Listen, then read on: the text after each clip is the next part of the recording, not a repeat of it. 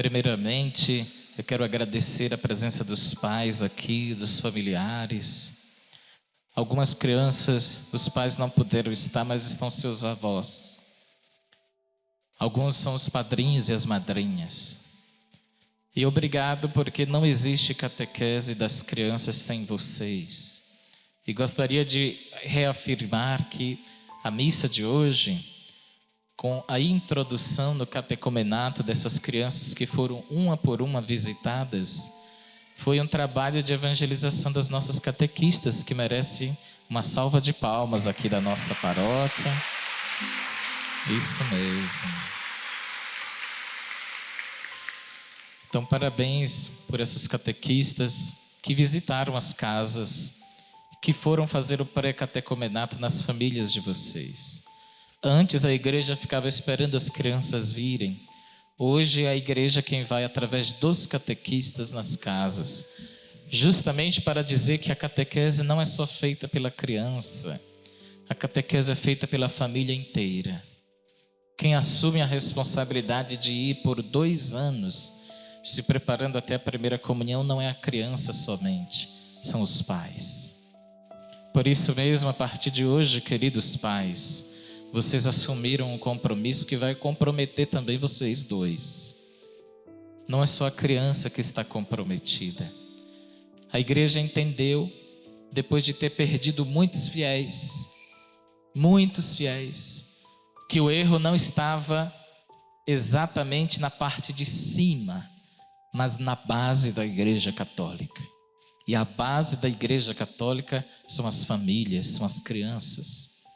Uma catequese mal feita, sem a participação dos pais, vai criar um cristão também mal formado.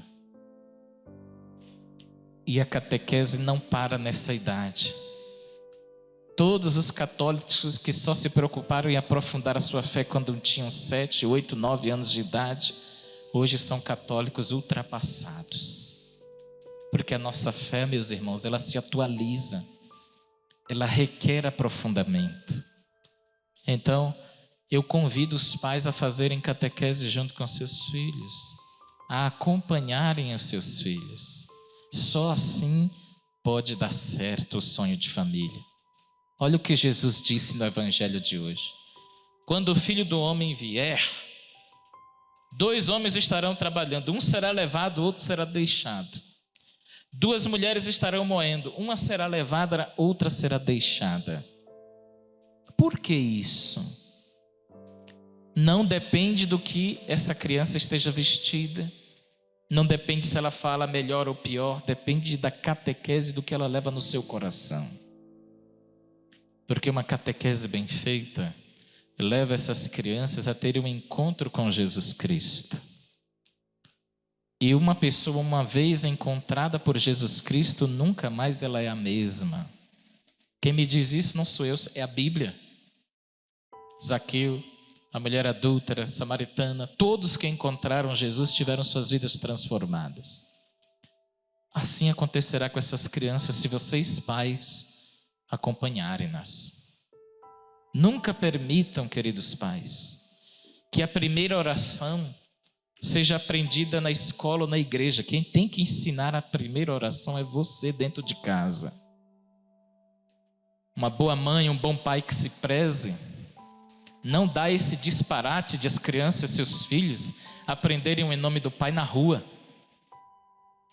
Ela não se dá esse direito, ela diz, não, essas coisas meu filho aprende aqui dentro. Lá na igreja eles vão aprofundar. Lá na escola eles vão aprofundar. Mãe que se preza, pai que se preza, não dá esse gostinho dos seus filhos aprenderem as primeiras orações fora do seu lar. Por isso, catequese só dá certo se for feita em família. E os nossos catequistas aqui na paróquia sabem disso, porque nossa paróquia é pioneira na evangelização da iniciação à vida cristã com o pré-catecumenato nas casas. Os catequistas também são formados para isso. Eles também são aprendizes desse modelo de evangelização.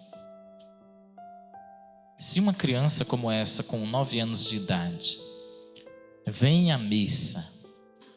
Vem proclamar uma leitura bonita como essas crianças fizeram. Olham para a assembleia e não vem nenhuma referência de seu sangue, pai, mãe, irmão, avô, na assembleia. Sabe o que acontece na cabeça da criança? Eu não vou. Não vou porque minha mãe tem alguma coisa errada lá, que ela só me manda, mas não aparece. O mesmo se aplica aos catequistas. Só é catequista quem vem na missa. Quem não vem não é catequista. Quem vive a experiência de Cristo na missa. Só isso. Porque só dá quem tem. Sim ou não? Ninguém dá o que não tem.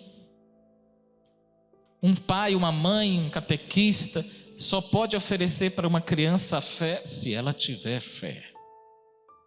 Só se transmite o que se tem. E novamente, olha o evangelho de Jesus desse primeiro domingo do Advento. Fiquem atentos, não sabeis a hora em que o Senhor virá. Fiquem preparados. Na hora em que menos pensais, o Filho do Homem virá.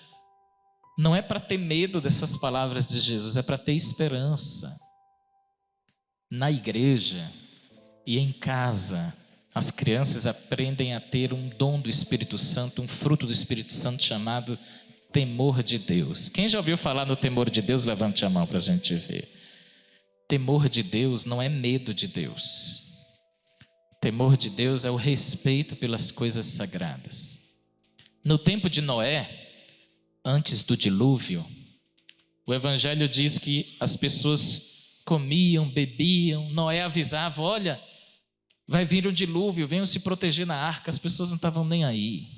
Elas faltavam o quê? Temor de Deus. O temor de Deus, sabe, uma pessoa que tenha temor a Deus, ela sabe a importância de não faltar à missa aos domingos, por exemplo. Uma pessoa que não tem o temor a Deus, ela acha que tanto faz. Confessar, não confessar, comungar, não comungar, vir à missa, não ir à missa, pedir a bênção, tanto faz. A pessoa sem temor a Deus, ela banaliza tudo. Ela acha que tudo é superficial. Quinta-feira, agora de manhã, eu celebrei a missa dentro da FEG, a Unesp, aqui de Guaratinguetá. Fui muito bem recebido pelo vice-diretor, os professores, os alunos. E na missa lá, eu repeti o que estou falando aqui para vocês. Antes de um jovem perder a fé na universidade, ele perdeu a referência religiosa dentro de casa. Perdeu o temor de Deus. Antes de um adulto se declarar ateu num cursinho pré-vestibular, ele já foi perdendo o temor a Deus em diversas outras coisas. Ninguém perde a fé da noite para o dia. Entenderam o que o padre está dizendo, sim ou não? Antes de alguém perder a fé e se declarar ateu, já faltou à missa muitas vezes, achou que não tinha nada demais, não se confessa há anos e nem acha que isso seja importante, não acha significativo, por exemplo, fazer o sinal da cruz, rezar de manhã, de noite, pedir a bênção aos mais velhos, não acha nada disso significativo e até teoriza isso como algo superficial. Para perder a fé está a um passo, até considerar o próprio Deus como algo passageiro. É nisso que Jesus está nos alertando. Sejam vigilantes, prestem atenção, fiquem preparados. Ninguém perde a fé da noite para o dia. A fé vai se perdendo aos poucos e os pais não estão prestando atenção nisso. Prestem atenção, queridos pais. Prestem atenção, queridos avós. Esta geração dos avós, nós temos que nos curvar, nossa geração tem que se curvar e admitir que eles têm mais temor a Deus do que a gente. Geralmente quem pergunta se a criança está indo na catequese é a avó ou o avô. Porque foram criados na dimensão do temor a Deus, na dimensão correta. Não por medo, mas por amor. E saber o quanto é importante as coisas divinas. E eu repito para ficar bem gravado: quem não tem temor pelas coisas de Deus acabará por desrespeitar o próprio Deus. Há pouco, uma pessoa chegou assim: padre, dê uma benção aqui para uma imagem. Se o padre não tiver temor a Deus, ele acha que isso é bobagem. Se a pessoa não tiver temor a Deus, ela acha que não precisa, que basta pegar da loja e pronto. Se uma criança chegou para o padre e disse assim: sua bênção, padre, que alguém lhe ensinou que o temor a Deus é importante. Isso não é questão de educação. Isso é questão de fé, de temor a Deus. Entenderam a diferença? Temor a Deus pode levar alguém para o céu. Pode levar essas crianças para o céu. Daqui a pouquinho, quando elas voltarem para casa, elas vão dizer: papai e mamãe, hoje eu não quero ir com essa cruz, eu posso jogar ela no chão? Se porventura isso acontecer, aí você, papai e mamãe, vão explicar, se acreditarem, porque só dá o que se tem, né? Não, isso é um objeto sagrado, isso é um símbolo da nossa fé. Vamos guardar aqui esse respeito às coisas sagradas. O mundo de hoje está perdendo, mas você não pode ir na onda desse mundo de hoje. Temor a Deus pode nos salvar. Respeito às coisas sagradas podem nos salvar. E para concluir, foi tão bonito hoje ver essas crianças. Olha, são 54, fora 7 que vão vir com a idade inferior para pré-catequese.